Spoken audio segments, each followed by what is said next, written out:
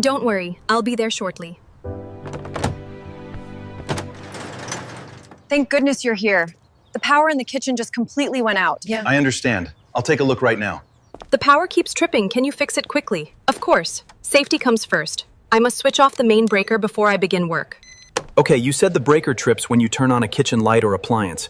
Did you notice any burning smell or sparks? Now that you mention it, did you notice any sparks, water leakage, or a burning smell? Now that I think about it, I did smell something burning near a kitchen socket yesterday evening.